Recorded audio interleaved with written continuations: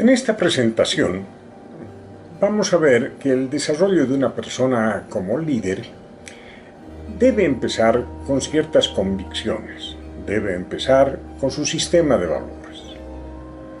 Cuando estos existen, uno puede resolver los conflictos y las contradicciones del liderazgo solo en la medida en que establece para sí mismo un código ético, en base al cual podrá encaminar acciones concretas para aceptar la posibilidad de dudas y la posibilidad de errores en lo que se está haciendo.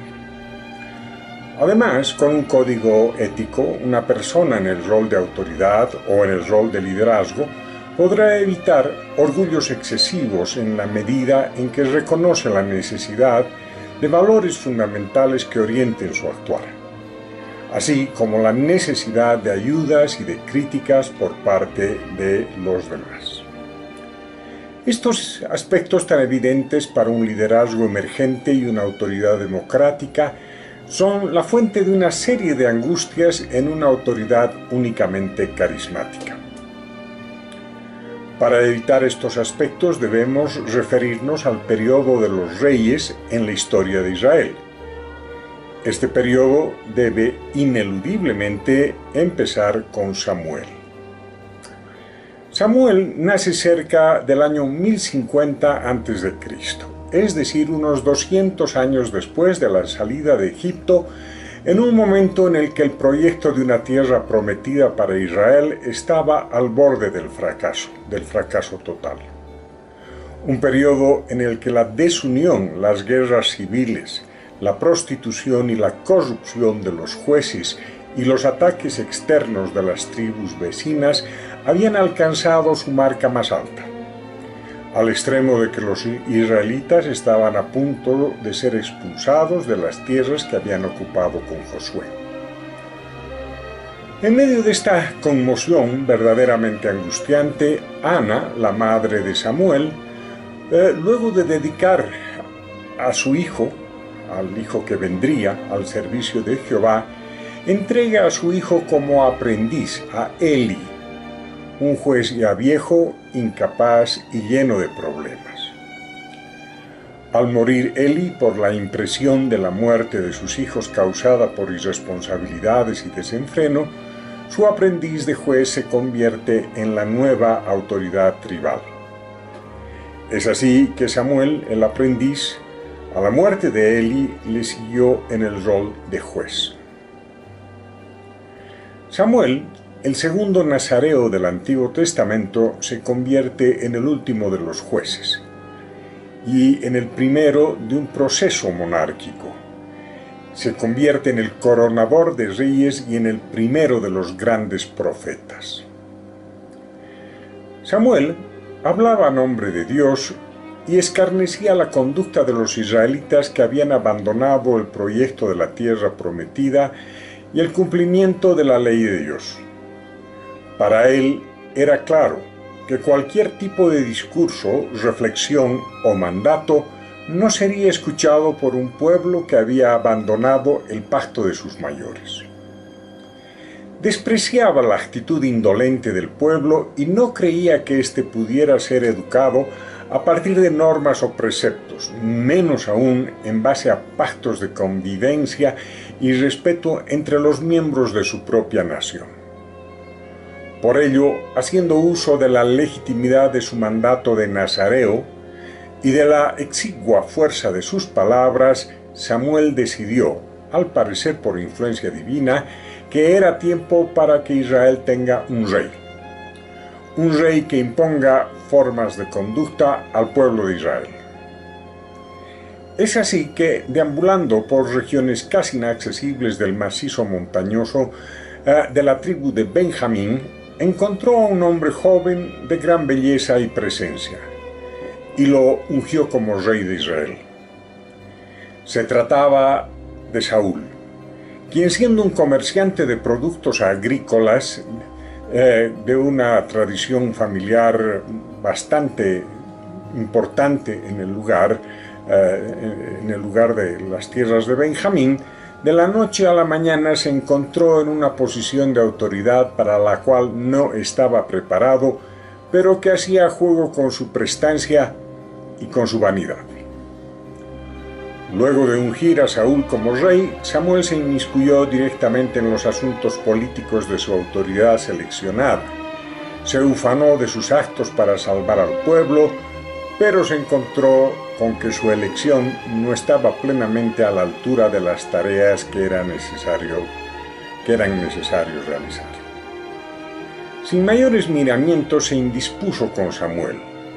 Lo desafiaba, llenaba de improperios y le advertía que Dios se estaba alejando de él porque él, Saúl, se había alejado de Dios.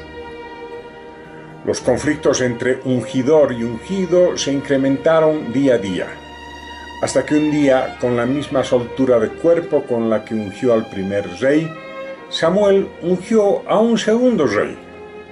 Ungió como rey a otra persona mucho más joven que Saúl, generando un conflicto de mandatos, personalidades y expectativas, un conflicto de celos entre los reyes ungidos.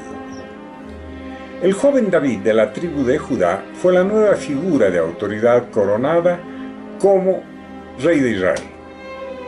Obviamente, Saúl se sintió lastimado y agredido por la presencia de este nuevo actor que deslegitimaba su rol y sus funciones reales.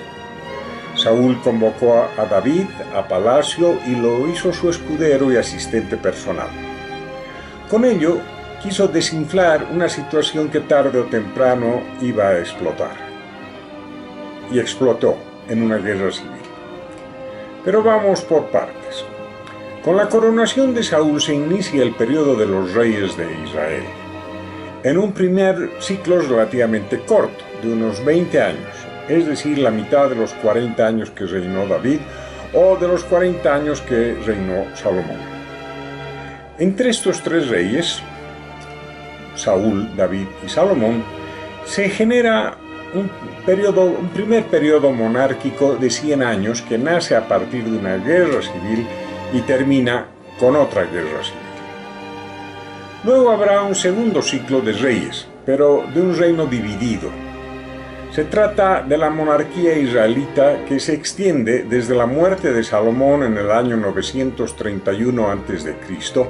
hasta la destrucción de Jerusalén en el año 586 también antes de Cristo.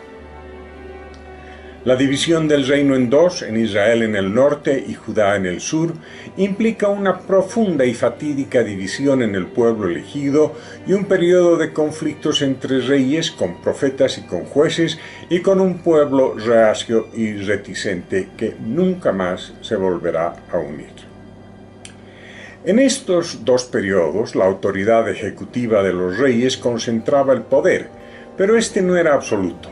La presencia de profetas se convertiría en una forma de interpelación permanente al actuar o al no actuar de los monarcas. De manera particular, la presencia de Samuel en la corte durante el reinado de Saúl excedía los roles tradicionales de juez, profeta y nazareo. Él se consideraba no solo hacedor y deshacedor de reyes, sino una autoridad ejecutiva en todo momento y lugar. A partir de esta situación de pretendido poder absoluto y superando los excesos generados por las exigencias desproporcionadas de Samuel, emerge en el pueblo de Israel un proceso complejo de gobierno monárquico. Así, los subsiguientes reyes tuvieron que enfrentarse con diversos grados de éxito a profetas de distinto calibre y con distintas pretensiones de participar directa o indirectamente en la administración del Estado. La imponente, pero débil figura del rey Saúl inicia este proceso bajo las presiones de Samuel, que no se apartaba de su lado. Ello exacerbaba los traumas y las angustias de Saúl. Asaltado todo el tiempo por inseguridades y susceptibilidades, fruto de sus propias limitaciones para el cargo y la injerencia continua de un agente particularmente incómodo, nos referimos a Samuel por su supuesta relación directa con Dios. Este es un periodo que se caracteriza por el apoyo fluctuante de una población que tiene expectativas que exceden las posibilidades de una autoridad preocupada en complacer y en mantener el favor de la opinión pública. El pobre, pero majestuosamente bello Saúl, trataba de complacer a todos y termina defraudando a los que él quería complacer. Si bien Samuel, al ver a Saúl, tuvo la inspiración de convertirlo en rey a su cargo, Saúl tuvo la vanidad de dejarse coronar rey sin estar preparado para ello. Aunque Saúl, luego de ser coronado rey, cruzara nuevamente el Jordán y se enfrentara con los amonitas y los derrotara, las expectativas de aprobación con las que vivía Saúl no se calmaban, nunca se calmaron. Luego de sus triunfos bélicos y de su sed de aprobación, quizás para obtener legitimidad propia y zafarse de las presiones de Samuel, hicieron que el pueblo lo coronara por segunda vez. Es decir, Saúl se esforzó para que esta vez su coronación como rey provenga no de un profeta, sino del pueblo en su conjunto. Esta necesidad de aprobación y ratificación determinó que en la mayor parte del tiempo de su reinado, Saúl se muestre como una autoridad exitista a la vez que timorata. Peor aún, con el subsiguiente acto de Samuel de ungir como rey a David cuando Saúl todavía estaba de rey de Israel, su inseguridad se tornó enfermiza. La dualidad de autoridades ungidas llenó a Saúl de momentos de cólera y de inseguridad. Saúl mantenía a David cerca de sí, pero sus celos le carcomían el corazón y le llenaban la cabeza de todo tipo de intrigas y sospechas. Cada acto en el que David era aclamado por el pueblo era una amargura para Saúl. La amistad de su hijo Jonatán con el joven David lo llenaban de sospechas, desconfianza y rencor. Incluso los éxitos militares de Jonatán le causaban celos, ya que él mantenía morbosamente la idea de que su hijo pudiera estar confabulando con David para quitarle el trono. Ello le agrió el carácter. Paradójicamente, en tales momentos de desasosiego y cólera, era David quien con su arpa calmaba las angustias de Saúl. Samuel, por su parte, parecía que trataba de acabar con el mandato de quien él mismo había ungido como rey.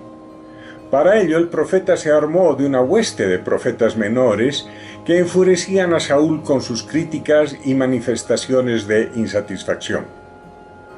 Para contrarrestar estas críticas, Saúl recurrió a su propio poder y empezó a restringir los recursos que el tesoro asignaba a los jueces y a los sacerdotes. Esto tensionó aún más las relaciones entre el rey y la gran cantidad de profetas y sacerdotes que hacían escarnio de sus errores y su falta de determinación en la guerra de guerrillas que se había iniciado contra los filisteos. Pero Saúl se mantenía firme en su plan, y gracias a sus subalternos era exitoso, pero no lo suficiente como para mostrar triunfos rotundos, por lo cual no contaba con el apoyo y la aclamación que él buscaba. Más aún, en este sistema de guerra de guerrillas, sus lugartenientes eran los que acaparaban las victorias locales, y Saúl se sentía morir por no ser él quien reciba los galardones del triunfo. En determinado momento sus celos fueron tan grandes para con los triunfos militares de su hijo Jonatán que mandó asesinarlo. Los jefes de su ejército se rebelaron contra esa orden, lo cual amargó aún más la vida del rey. Él mismo trató de herir a muerte a David, sin conseguirlo. Ello hizo que David escapara del palacio real y con sus seguidores se instale, por su cuenta, en un campamento mimetizado entre los campamentos filisteos, con los cuales muchas veces celebró alianzas en contra de Saúl que lo perseguía. Es así que desde las montañas de Filistina y Judea, David empezó a librar una guerra de guerrillas contra los israelitas del norte, contra los israelitas de Saúl, que, de ser sus anteriores compañeros y aliados, se habían convertido en sus perseguidores.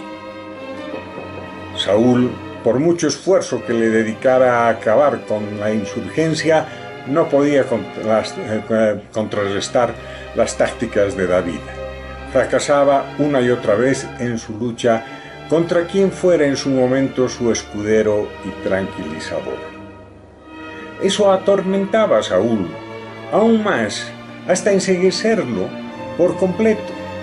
¿Por qué razón alguien que había sido su dependiente osaba enfrentársele, cuestionar su autoridad, expresar dudas sobre sus dictámenes, disposiciones, normas y mandatos? ¿Por qué tuvo que huir? ¿Acaso él no le había entregado a una de sus hijas como premio y a otra en matrimonio? No se acordaba que fue el propio Saúl quien en más de una oportunidad trató de herirlo y acabar con él. Saúl extrañaba el alivio que le brindaba David con su arpa y sus palabras, pero defendía más su derecho de autoridad a gobernar y a que se le obedezca sin chistar. La autoridad carismática de Saúl, el bello monarca de Israel, se derrumbaba cada vez que no había reconocimientos a su capacidad de rey, cada vez que encontraba palabras contestatarias entre sus generales, sacerdotes y los propios miembros de su casa. Con la historia de Saúl afloran para nuestra comprensión las presiones con las que se enfrenta una autoridad carismática. Estas parten de la propia autoridad, que considera el desacuerdo como una afrenta. Saúl era incapaz de reconocer errores y de cambiar de opinión ante los consejos de quienes lo rodeaban, y poco a poco enmudeció a quienes le aconsejaban. Ahuyentó a sus consejeros y seguidores. Se alienó de su condición de mandatario, de receptor de un mandato del pueblo, y se alejó del mundo entero. El encuevamiento y la terquedad de la autoridad cuestionada conllevan mayores y más radicales cuestionamientos. El pobre Saúl nunca estuvo preparado para gobernar, mucho menos para oír la opinión divergente.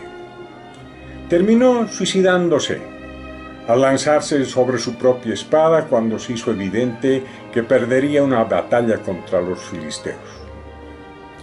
Indiscutiblemente, Saúl es una de las figuras más trágicas del Antiguo Testamento.